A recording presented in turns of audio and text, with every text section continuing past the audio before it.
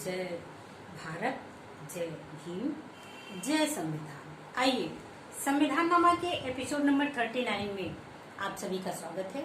आज हम बात करेंगे आर्टिकल 52 की, जो भारतीय संविधान के प्रावधान राष्ट्रपति के बारे में प्रावधान करता है, राष्ट्रपति के बारे में जानकारी देता है। आइए संविधान नामा के एपिसोड नंबर 39 में आर्टिकल 52 क्या कहता है? आर्टिकल 52 कहता है कि भारत का एक राष्ट्रपति होगा, जो सभी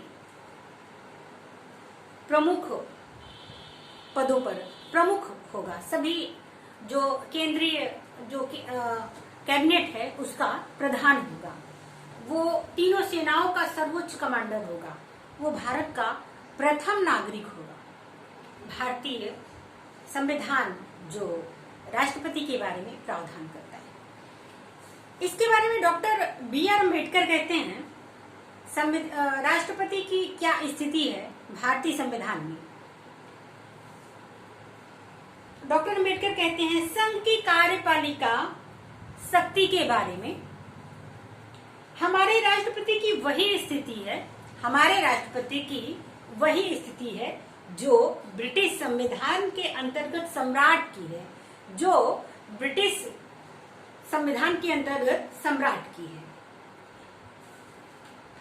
किंतु कार्यपालिका का प्रधान नहीं है। वह राज्य का प्रधान है लेकिन कार्यपालिका का प्रधान नहीं है। आइए आगे हम सरकार के गठन के बारे में जानते हैं। भारतीय संविधान में सरकार का जो स्वरूप है उसके बारे में जानकारी करते हैं। भारतीय संविधान के द्वारा भारत में संसदीय सरकार की स्थापना की गई। भारतीय संविधान के द्वारा भारत में संसदीय सरकार की स्थापना की गई। अमेरिका में सरकार का स्वरूप अध्यक्षात्मक है। अमेरिका में जो सरकार का स्वरूप है वो अध्यक्षात्मक है। संसदीय सरकार में हमारे भारत का राष्ट्रपति संवैधानिक अध्यक्ष होता है। वो संवैधानिक अध्यक्ष होता है। लेकिन महत्वपूर्ण बात यहाँ से प्रारंभ होती है कि इसकी वास्तविक पावर है वो जो है कैबिनेट में निहित है। इसकी वास्तविक शक्ति मंत्रिपरिषद में निहित होती है, जिसका प्रधान भारत का प्रधानमंत्री होता है, हम सभी भारतीय नागरिक ये जानते हैं कि मंत्रिपरिषद लोकसभा के प्रति उत्तरदायी है। मंत्रिपरिषद किसके प्रति उत्तरदायी है? लोकसभा के प्रति। यह तो हम सभी जानते हैं। मंत्रिपरिषद के सदस्य जनता के द्वारा निर्वाचित होते हैं, जिन्हें हम वोट देकर MP MLA चुनते हैं। इन्हें हम निर्वाचित प्रतिनिधि के नाम से भारतीय संविधान में जानते हैं। यद्यपि अनुच्छेद 53 द्वारा संघ की कार्यपालिका शक्ति भारत के राष्ट्रपति में निहित की गई है, लेकिन अनुच्छेद 74 में संविधान सभा ने स्पष्ट कर दिया कि राष्ट्रपति इस कार्यपालिका शक्ति का प्रयोग जो कैबिनेट मंत्री या अन्य मंत्री होंगे उनकी सहायता से ही कार्य करेगा। संघ की कार्यपालिका का प्रथम व्यक्ति भारत का राष्ट्रपति है। इसका चुनाव अप्रत्यक्ष पद्धति के निर्वाचन के द्वारा होता है। भारत के राष्ट्रपति को निर्वाचित करने वाले सदस्य, जो भारत के राष्ट्रपति को निर्वाचित करने वाले सदस्य हैं, वो है राज्यसभा लोकसभा के निर्वाचित सदस्य जैसे MP MLA, और राज्यों की विधानसभाओं के निर्वाचित सदस्य, दिल्ली और पांडिचेरी जो केंद्र शासित प्रदेश हैं उनके निर्वाचित सदस्य। यह सभी मिलकर भारत के राष्ट्रपति का अप्रत्यक्ष रूप से निर्वाचन करते हैं। भारत का राष्ट्रपति कौन बन सकता है और उस पद की क्या योग्यता है, आइए इसके बारे में जानते हैं।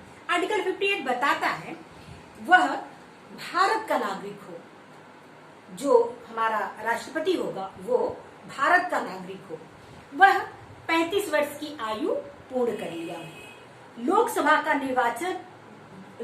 का सदस्य निर्वाचित होने की योग्यता रखता है, वह भारत सरकार के तहत कोई लाभ का पद धारण न करता हो। अगर वो लाभ के पद पर है तो राष्ट्रपति बनने के बाद वो त्याग पत्र देगा। आइए, संविधान के अनुच्छेद में भारत के राष्ट्रपति से संबंधित क्या प्रावधान किया गया है, ये सरसरी तौर पर हम जानते हैं। आर्टिकल 52 भारत का एक राष्ट्रपति होगा। आर्टिकल 53 संघ की कार्यपालिका शक्ति के बारे में प्रावधान किया गया है। आर्टिकल 54 भारत के राष्ट्रपति का निर्वाचन के बारे में प्रावधान किया गया है। आर्टिकल 55 भारत के राष्ट्रपति का निर्वाचन के क्या तरीके हैं ये बताया गया है। आर्टिकल 56 राष्ट्रपति के पद की अवधि के बारे में जानकारी देता है। आर्टिकल 57 राष्ट्रपति को दोबारा निर्वाचित करने की जो योग्यता है उसके बारे में बताता है। आर्टिकल 58 राष्ट्रपति के निर्वाचित होने की योग्यता बताता है। आर्टिकल 59 राष्ट्रपति के पद की शर्तें बताता है।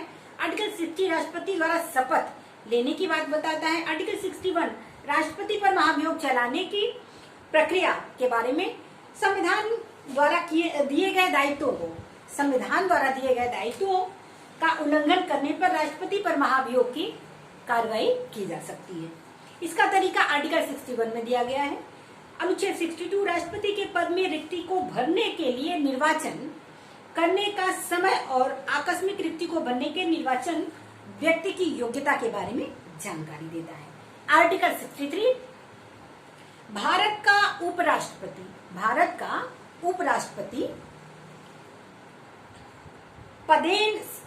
राज्यसभा का पदेन सभापति होगा। आर्टिकल 65 राष्ट्रपति के पद में आकस्मिक रिक्ति हो जाने पर जो राष्ट्रपति के कार्यों का संचालन करेगा ये बताता है 65। आर्टिकल 66 उपराष्ट्रपति के निर्वाचन के बारे में बताता है। आर्टिकल 67 उपराष्ट्रपति के पदावधि के बारे में बताता है। आर्टिकल 68 उपराष्ट्रपति के रिक्ति को भरने के बारे में बताता है। आर्टिकल 69 उपराष्ट्रपति द्वारा शपथ की बात बताता है। आर्टिकल 70 अन्य आकस्मिकताओं में राष्ट्रपति के कार्यों के निर्वहन से अन्य आकस्मिकताएं हो गई तो उसमें राष्ट्रपति के कार्यों का निर्वहन किस प्रकार किया जाएगा ये आर्टिकल 70 बताता है। आर्टिकल 71 राष्ट्रपति के निर्वाचन से संबंधित विषय। आर्टिकल 71 राष्ट्रपति या उपराष्ट्रपति के निर्वाचन से संबंधित विषय के बारे में बताता है।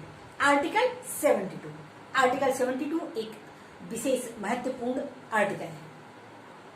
ये आर्टिकल क्षमा आदि और कुछ मामलों में, ध्यान से सुने आप, क्षमा आदि और कुछ मामलों में दंड के आदेश को कम करने, निलंबन करने, परिहार करने या लघुकरण करने की राष्ट्रपति की पावर है।